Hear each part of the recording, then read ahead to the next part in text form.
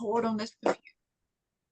Hello, and welcome to Greet the Week. I am Mona Duncan, and looking at the fact that we're always living in the now, this right here, just within seconds of time, is the only time that we have available for us to do anything with, or think anything through, or decide, or whatever. Anyway, we're going to be talking today about the pleasure pain syndrome. And this is lesson 3 of it. I'll explain some things here to you, bring this up to full speed. Today's segment of itself is driven to succeed. And so here is the pleasure pain syndrome page. We had the importance of behavior, the problem of being needy, driven to succeed, what we're doing today, and then importance of balance, and these other 3, looping the loop, happiness is, keys to recovery, and a new picture album will be the remaining 5 that will complete this pleasure pain syndrome. And if you have not seen, you can go to actually on your email, you can put in @Solution Principles 253 and find a lot of the previous things that have been shown. Anyway, we're looking at the fact that we're driven to succeed, and it's all information. We're wanting more information, because maybe what we're doing thus far is not working so well. But all of us, we are sensual people. Now, I don't mean that in a lucrative form. We are sensual people in that the only way information gets into our brain and is through 5 gates. And that's through what we can see, what we hear, what we smell, what we taste, and touch, whether it is the touching that we are reaching out to touch something, or whether it's the touching as if someone is touching us and we're aware of the fact that, there's something here. And so we need each other. We need each other. There is a saying, the word is, I'm probably mispronouncing it, but Natanbu. And it is an African proverb that says, without community, we are nothing. And so we are. But here I have some newspapers coming in, because one is saying extra, extra, and one is maybe having some legitimate news. But information often conflicts. What one says, another says, what one book says, what one authority says, more authorities say, there's often conflicts. So what we want to do is we are driven to succeed. And like a moth to a flame that is driven there, that, just wants to come and see, or we are driven to succeed. But what happens, that leads us quite frequently to that pleasure pain syndrome. So here's my supposition, that we all seek identity, purpose, significance, meaning, and validation. We all want to be acknowledged. We all want to have a purpose in life, or something that we can accomplish, and that's significant, that will be meaningful not only to us but to others, and that it's valid, that someone won't take it from us, or if they do, they'll give us credit for it, or whatever. So here's our little looking at we want, with this pleasure pain, we want as much maximum happiness, success, and pleasure as we can possibly get, while at the same time trying to avoid as much minimalness and unhappiness and failure and pain. So here is a little graph to look at. We have looked before at our 5 basic needs from Dr. William Glasser that he suggested. So how do we know that we are moving closer to for pleasure or further away for pain? Well, here's just a few thoughts. In surviving, keep on breathing and keep on being healthy and going and doing, We're moving closer if we make plans and we realize, you know what, this may be difficult, but I'm enough. I can handle it and enjoy and having peace. Well, we're moving away from survival and getting more and more sad and ready to just give up everything.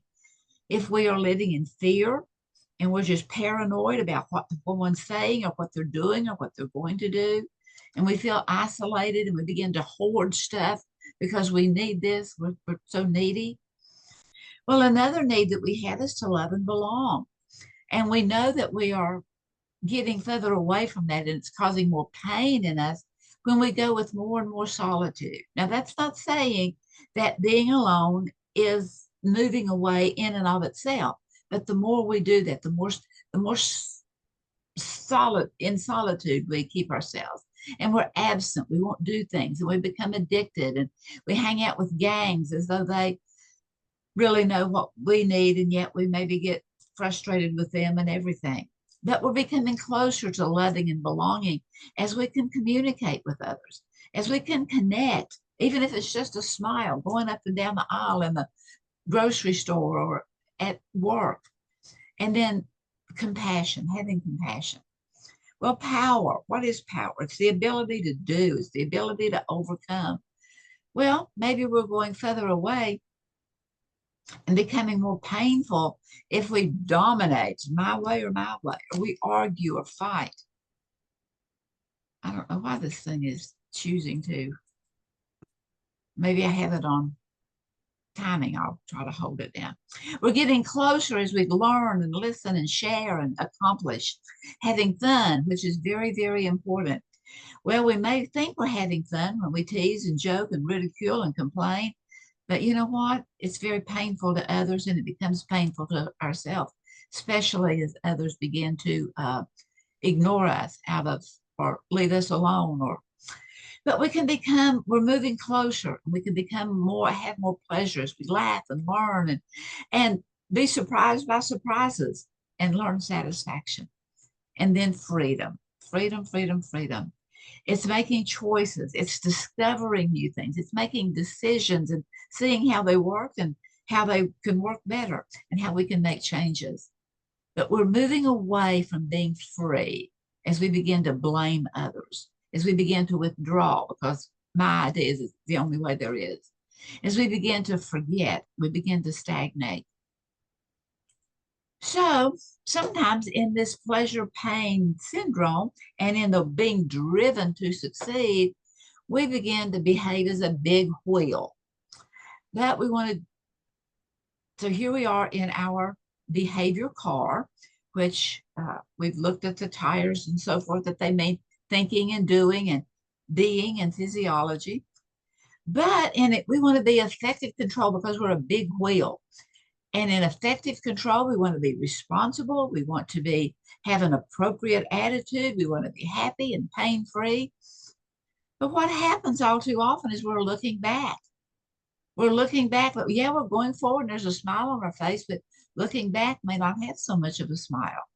And what we're looking back at is to see if we're coping and how helpless we are, maybe how hopeless we are, even though we want to project ourselves as being all these wonderful things, we become distressing and anxious and worrying and unhappy and self-pitying and having accidents and being negative and realizing, telling ourselves, well, you're just a loser. You're just a nobody.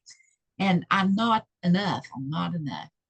Well, how about we become pretty much like Dr. Doolittle's push me, pull you.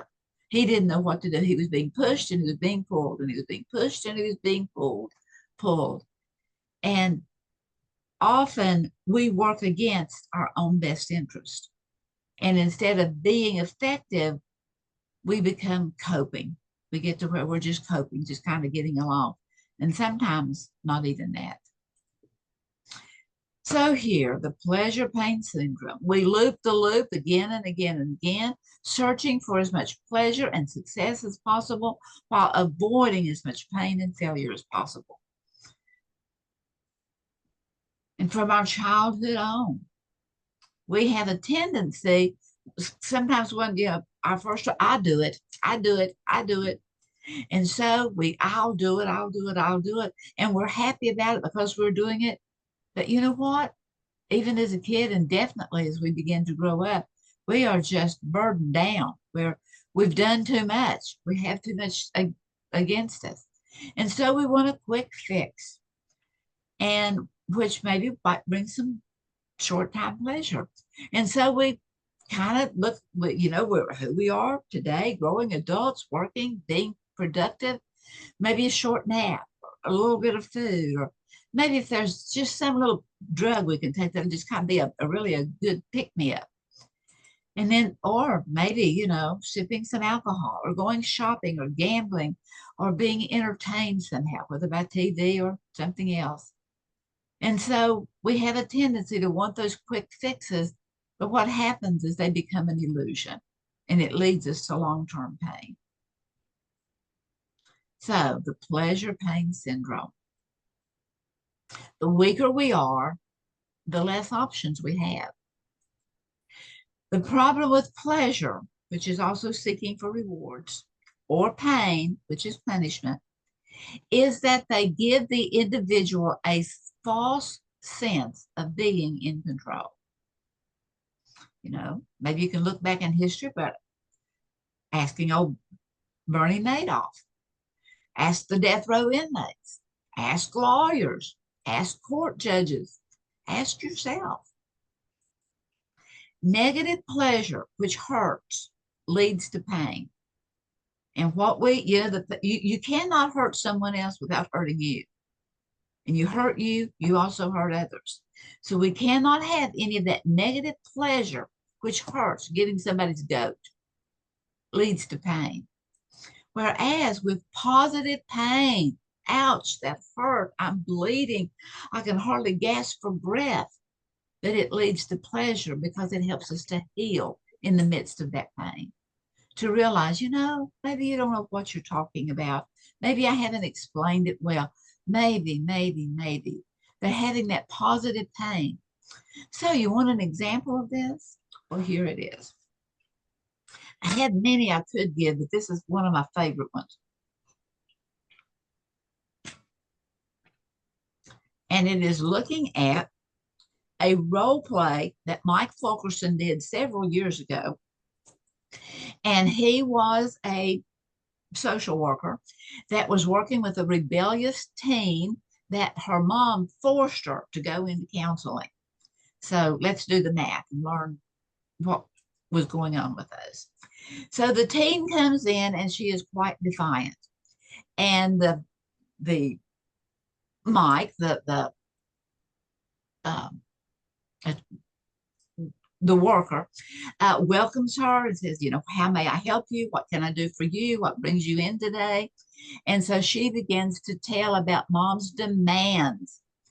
And in the process of talking with her, she begins to show how she's a little defiant.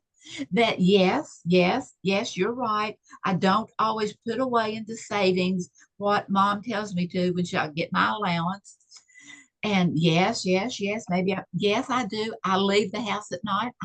I sneak out after they've gone to sleep. And she was just really painful about how much mom was restricting her freedom. Well, after some compassionate dialogue and deep understanding, the teen had an epiphany. The counselor kept asking her, well, it sounds, the things you say about obeying your mom, about putting some money for freedom and some money for savings, and you sound how much you really care about your mom and you wish she wouldn't fuss at you, but she cares about you. So maybe, you're beginning to understand that if you listen to her, that maybe she has more wisdom than at this age we can see and understand. And so here was her epiphany. It was pain. She would painfully adhere to mom's boundaries. And dad was in there too. And in the process, as she began to gain mom's trust, she really believed that she would have the pleasure of having earned some freedom, as in going out with her friends, maybe staying a little later than she was compelled to come in. And so that brings us back. Which would you choose? Which would you choose? The continued pain and rebellion and withdrawing, or the learning and the obeying and the epiphany to realize how that, I'm going back to the other, that negative pleasure hurts and leads to great pain. Positive pain heals and leads to pleasure. So I think that's it. Thank you for being here, and many blessings to all. And I will stop the recording.